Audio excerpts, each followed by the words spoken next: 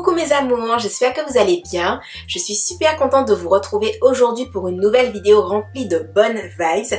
Alors j'espère que cette vidéo sortira au bon moment. Vous avez été nombreux à me dire que vous aimeriez que la vidéo sorte à 6 h du matin. Et la majorité des personnes dans les commentaires qui me disaient 6 h du matin sont des personnes qui étaient aux Antilles. Donc du coup, normalement si je ne me trompe pas avec le décalage horaire, 6 h du matin aux Antilles, ça correspond à 11 h heure de métropole.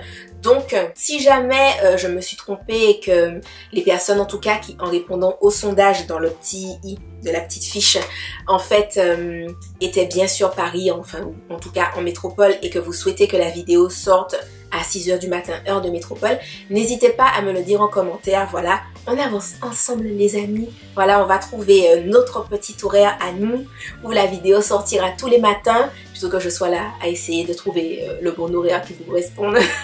En tout cas, ça me fait vraiment super plaisir. À chaque fois, je vous le dis, mais je suis vraiment très contente de lire tous vos retours. Je suis contente aussi de voir votre enthousiasme. Franchement, ça me fait chaud, chaud, chaud au cœur. Aujourd'hui, on va parler d'apprendre à être bienveillant envers soi-même. C'est vraiment l'une des étapes cruciales quand on apprend à s'aimer, quand on affirme qu'on s'aime. Il faut savoir que la façon dont on vit nos expériences, qu'elles soient positives ou négatives, c'est déterminé par notre état d'esprit. Comment appréhendez-vous ce que vous vivez ou les situations que vous rencontrez? Et même vous-même, comment est-ce que vous vous percevez vous-même? Vous savez, certaines personnes, pour se motiver, pour se challenger, pour vraiment se booster, à avancer, etc., vont être assez difficiles avec elles-mêmes ou vont vraiment beaucoup se comparer aux autres. Comme d'habitude, je ne suis là pour juger absolument personne. Si cette façon de fonctionner vous permet d'avancer dans un état d'esprit qui est quand même sain, c'est l'essentiel. Mais si vous avez cliqué sur cette vidéo, c'est très certainement parce que ce n'est pas une méthode qui vous convient et c'est ok. Vous n'avez absolument pas à vous conformer obligatoirement à ce qui fonctionne pour les autres. Faites ce qui fonctionne pour vous. Comme je vous l'ai dit, la façon dont vous vivez une situation va vraiment dépendre de votre état d'esprit, de ce que vous vous dites dans votre tête à ce moment-là. C'est à cause de cet état d'esprit que certaines personnes vont vivre des événements négatifs et vont vraiment les surpasser. Je ne vais pas dire que ces personnes-là ne vont pas en souffrir, mais en tout cas, elles ne vont pas rester bloquées dans cet événement négatif. Tout comme il y a certaines personnes qui vont vivre des événements positifs, mais qui vont les amoindrir. Tout dépend de la façon dont vous réfléchissez vous-même, dont vous percevez l'événement dans votre tête. Vous avez pris du poids, perdu du poids, vous avez perdu un être cher, vous vous êtes fait renvoyer ou bien vous avez échoué à votre examen, vous avez peut-être redoublé. Vous pouvez vivre énormément de situations négatives. La seule chose qui fera la différence, c'est le discours que vous vous tenez à vous-même. Vous devez vraiment enlever, bannir de votre façon de penser les expressions comme je n'y arriverai jamais, je ne m'en remettrai jamais, je ne pourrai jamais vivre sans cette personne-là, je ne pourrai jamais faire confiance à nouveau, je ne trouverai jamais mieux. Et quand je vous dis ça, comprenez-moi bien, il n'est en aucun cas question de renier ou d'amoindrir vos émotions, vos sentiments, vos ressentis, pas du tout. C'est important que vous viviez vos émotions plutôt que vous les laissiez à l'intérieur et qu'ensuite ça vous cause d'autres problèmes parce que vous n'avez pas extériorisé les émotions, les ressentis, les pensées négatives que vous aviez. De toute façon, c'est toujours mieux d'extérioriser plutôt que de garder à l'intérieur. Mais là, il est vraiment question d'apprendre de ses sentiments, de ses émotions, de ses ressentis et surtout de ne pas se laisser contrôler par eux ou par elles. Nos ressentis peuvent être souvent biaisés par des expériences négatives qu'on a pu avoir. Je vous donne un exemple. Votre ex vous a peut-être ghosté, donc ghosté, c'est-à-dire que il est parti, il vous a pas laissé de nouvelles du jour au lendemain, etc. Ou bien c'était quelqu'un qui ne vous peut-être parlait pas beaucoup. Vous deviez vraiment beaucoup galérer pour que la personne vous parle ou réponde à vos messages, etc. et tout. Et puis là, par exemple, vous tombez sur un gentil garçon et puis parce que la personne ne va pas vous répondre aussi vite que vous l'auriez souhaité, tout de suite vous allez vous faire un film en vous disant c'est peut-être comme l'autre, c'est peut-être pas quelqu'un forcément de super positif pour moi, peut-être qu'en fait il s'en fiche ou peut-être qu'il ne s'intéresse pas à ce que je lui dis, etc. Alors qu'en fait non, faire la différence entre vos ressentis, parce que vos ressentis font totalement écho aux blessures que vous avez pu recevoir qui sont toujours vivaces, qui sont toujours d'actualité, que vous n'avez pas encore soignées, alors que la réalité peut être tout à fait différente. Vous êtes tombé sur quelqu'un de bien qui, il se trouve, ne vous a pas répondu tout de suite, mais rien de grave. Vous pouvez par exemple vous être fait renvoyer sans aucune raison valable parce que peut-être votre N+1 ne vous appréciait pas plus que ça. Au final, bref, il y a eu des quiproquos et patiti et patata. Et puis dans votre nouveau travail, tout se passe très bien. On ne vous fait que des compliments, etc.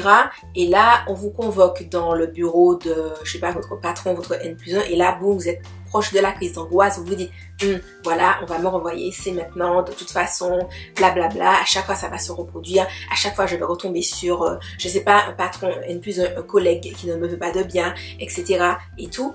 Et encore une fois, vos ressentis seront différents de la réalité. Alors, bien entendu, vous savez, j'essaie de donner différents exemples. Vous pouvez vous trouver dans un cas de figure où il se trouve que vous êtes vraiment dans ce cas de figure-là. Par exemple, vous êtes vraiment retombé sur un sale type ou vous êtes vraiment retombé sur un patron, un collègue, etc. qui n'est pas super positif pour vous. Mais dans beaucoup de situations, ce sont des événements neutres qu'on aborde, mais simplement avec un état d'esprit tellement négatif parce qu'on est englué dans nos peurs, dû à nos anciennes expériences négatives, qu'en fait, on se positionne nous-mêmes pour recevoir ce type d'expérience-là négative à nouveau. C'est vraiment important de faire une différence entre vos ressentis et la réalité. Moi, ce que j'aime faire quand je sens qu'il y a un truc qui ne me plaît pas, qui me fait de la peine, ou qui me vexe, ou qui me blesse, je me dis, ok Soline, maintenant essaie de réfléchir de façon pragmatique. Analyse les faits. Qu'est-ce que cette personne-là t'a dit? Qu'est-ce qu'elle a fait, quel est son comportement, etc. Donc, est-ce que par exemple, je ne sais pas, la souffrance que tu vas ressentir, la tristesse que tu vas ressentir, l'énervement que tu vas ressentir, est-ce que c'est justifié? Parfois, la réponse sera oui, parce que je vais vraiment me dire, cette personne-là me pousse à bout. Et à d'autres moments, je vais me dire, en fait, pas du tout. À partir du moment où tu te rends compte que le problème ne vient pas fondamentalement de l'autre personne, c'est important de justement s'analyser, de se dire, ok, donc là, je suis peut-être triste ou énervé ou saoulé, etc. Pourquoi? Parce que cette configuration-là me ramène à une configuration que j'ai déjà vécue. Ok, donc ça veut dire que certaines choses du passé, je ne les ai pas encore totalement évacuées.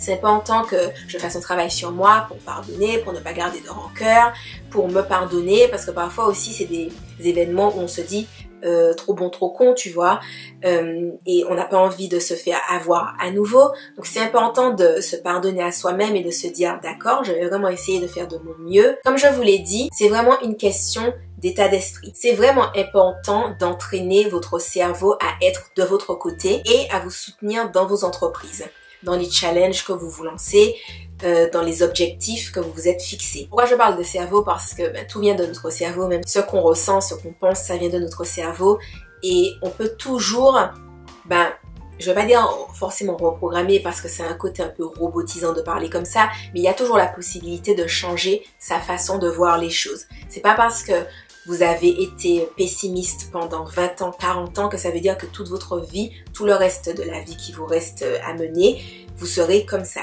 Non, vous pouvez toujours vous réinventer, vous pouvez toujours changer, vous pouvez toujours faire le choix de prendre un autre chemin. Et moi, je vous dis vraiment courage, vous allez réussir tous vos challenges, tous les objectifs que vous vous fixez. Il vous suffit juste de faire le choix de changer votre mode de pensée. Et quand vous sentez qu'une pensée négative vient, vous la remplacez par quelque chose de positif. L'exemple que je donne à chaque fois, c'est d'imaginer ce que vous direz un parent qui vous apprécie, un proche qui vous apprécie, un professeur qui a toujours trouvé les mots pour vous booster, pour vous challenger, pour vous encourager, peu importe qui vous avez eu de bienveillant ou même, vous savez, peut-être que vous n'avez eu personne dans votre entourage qui a été bienveillant envers vous, mais vous avez regardé des séries, vous avez regardé des films, vous avez regardé des dessins animés, vous avez forcément vu des figures, des modèles de personnes où vous vous êtes dit « J'aurais trop aimé avoir dans ma vie quelqu'un qui me parle comme ça, quelqu'un qui s'adresse à moi comme ça. » Soyez cette personne-là pour vous-même. C'est un processus qui prendra son temps,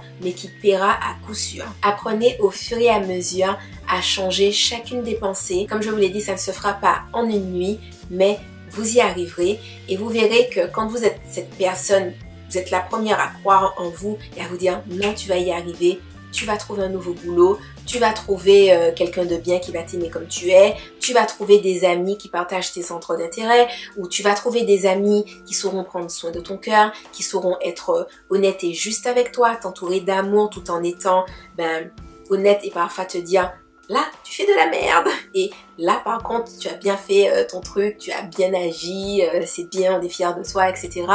Soyez toujours dans cet état d'esprit positif. Donc voilà les amis, j'espère que cette vidéo vous aura plu. Moi ça m'a fait vraiment plaisir de vous la filmer. C'est drôle parce qu'en fait, je vous filme les vidéos. Je suis vraiment super contente que les vidéos vous plaisent. Même moi, quand je les monte, elles me boostent. Donc je suis vraiment trop contente de voir que vous aussi, elles arrivent à vous booster, à vous mettre vraiment dans un bon état d'esprit. Comme d'habitude, pour ceux et celles qui souhaitent rejoindre le challenge Self-Love, vous pouvez commencer à tout moment. Et si vous souhaitez vous procurer mon livre, il est disponible sur Amazon et le lien est en barre d'informations. Si ces vidéos-là vous plaisent, n'hésitez pas à les liker, les partager et également à vous abonner à ma chaîne si c'est un contenu qui vous plaît. Moi, je vous fais de gros bisous et je vous dis à la prochaine dans une autre vidéo. Bye bye!